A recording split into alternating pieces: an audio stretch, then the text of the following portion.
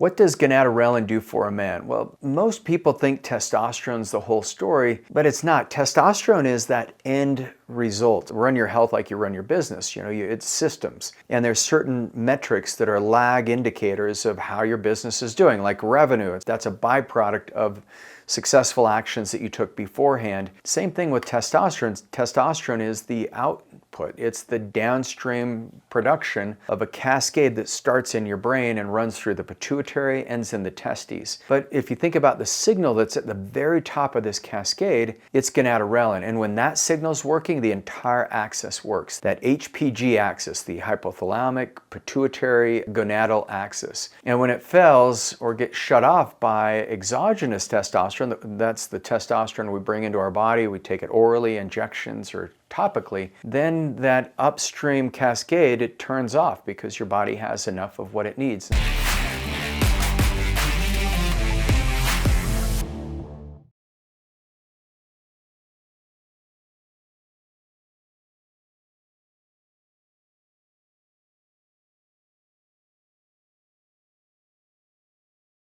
What gonadorelin actually does for a man, and while it may matter more than you think, is it helps keep that hypothalamic-pituitary-gonadal axis command chain at the top of your hormonal health. And it begins with this pulsatile secretion of gonadotropin-releasing hormone in your hypothalamus. And what you'll find is this pulse typically happens every 90 to 120 minutes. And it's not incidental, it's the entire signal that amplifies the luteinizing hormone. And this axis is frequency-coded language where gonadorelin is actually turning on the Leydig cells in your testes. And the Leydig cells are what are responsible for testosterone production. And then the follicular stimulating hormone pathway from the pituitary, it hits the Sertoli cells, and Sertoli helps you sustain spermatogenesis. So one signal is for testosterone, and signal 2 is for fertility or sperm. So if you're trying to have babies,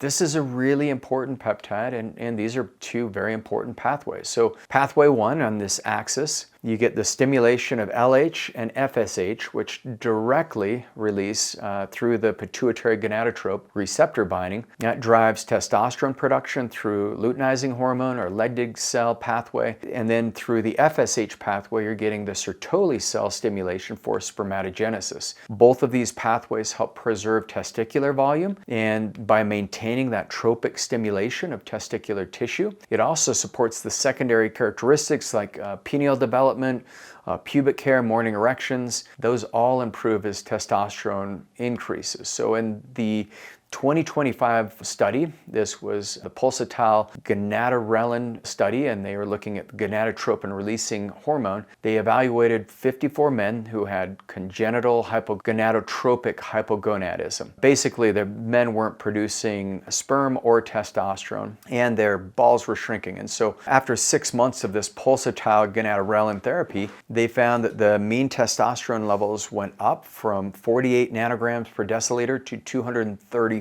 nanograms per deciliter. After a full year, it went up to 361 nanograms per deciliter. Still not where we'd want you at, but based on where they started, pretty impressive. After 2 years, it went up to 381 nanograms per deciliter. Most of you would look at your labs and say, oh, 381 is great, but we want you up between 700 and 900 nanograms per deciliter. Here's the other side. They found that testicular volume increased from 19 mLs.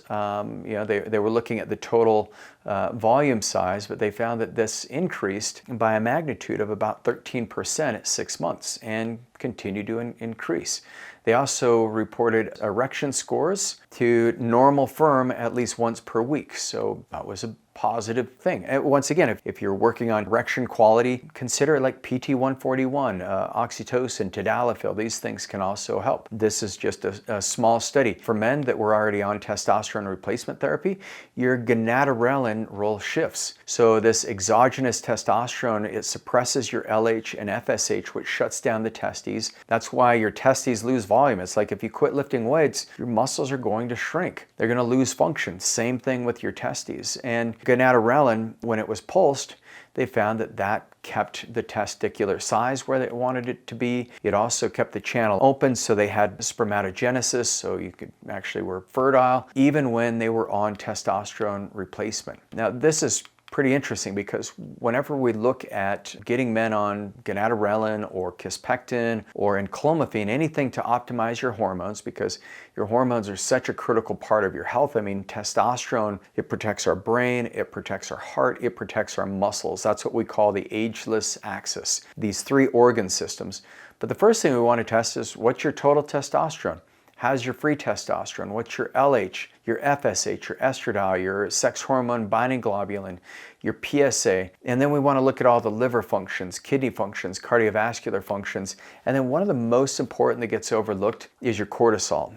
Because men, when you have dysregulated cortisol from stress, the very first signal in your brain is, chronic stress leads to, let's cut back on testosterone production. Because what does testosterone do? Well, it helps build your largest organ in your body, your muscle. And muscle is metabolically demanding, and so that's why our bodies, it's so easy to lose muscle, is because our bodies say, well, I'm only going to produce as much of this as Regan needs, or as much as you need. So it's really important, and especially if you're looking at what turns it off, well, stress and that chronic stress. Cortisol, now it's activated at night when you're supposed to be sleeping, and you wake up at 1 in the morning and your brain's racing and you feel your heart racing and you feel all the physiological side effects of stress. That's going to also turn off your testosterone. And so when you just put testosterone in your body and you don't look at the underlying causes, you may be missing something critical. There could be something else driving that stress. If you don't feel psychologically stressed, there can be stressors from infections. And we find infections in the gut all the time. Roughly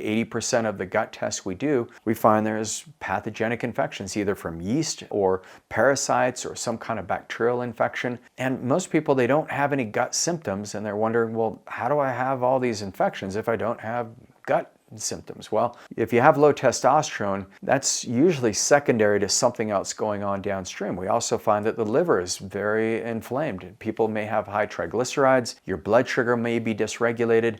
When blood sugar is dysregulated, that impacts your cortisol. And then you'll start seeing downstream issues in inflammation. You'll see a loss of testosterone production. So anytime you enter into the idea of fixing your hormones, don't fix hormones by adding more hormones. Actually fix it by removing the cause, because healing is really simple. Let's find the interferences and remove those, find the biggest constraint, and then let's build up the deficiencies. And most of the time, your body can build up the deficiency on its own. And then once you've got a baseline, and then we try some inputs and we say, all right, we're gonna have you eliminate these foods. Usually it's the fatty foods. We're simplifying your diet, getting you off gluten and dairy in many cases, maybe corn, soy, things like that, and then get you eating the right amounts of protein, specifically in the morning. It's really important because that's when cortisol is high. Some of you men may be fasting too long, and so your body's in this state of deficit. And then once again, your body's saying, well, there's not enough protein, so we're not going to build muscle,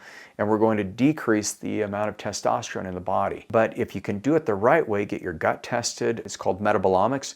Look at the amount of toxins in your urine. Look at mycotoxins upstream as well. You can do that through urine as well. And then really find the cause and then treat the cause. Then your body can produce testosterone on its own. And that's where Gonadorelin works really powerfully, because you can add this in as a pulsatile function where you're just giving your pituitary gland just a little bit of stimulus, 2-3 times a week, or in some cases orally, it's every day. And you'll start to see a massive improvement in body composition and mood, in your ability to recover, and in your ability to have great libido and healthy sperm. So if you're someone who wants to go deeper and you take your health seriously, you prioritized it, all you need to do is go to agelessfuture.com, and we'll give you clarity as far as what are going to be the best peptides and the best strategy when it comes to your overall hormone health.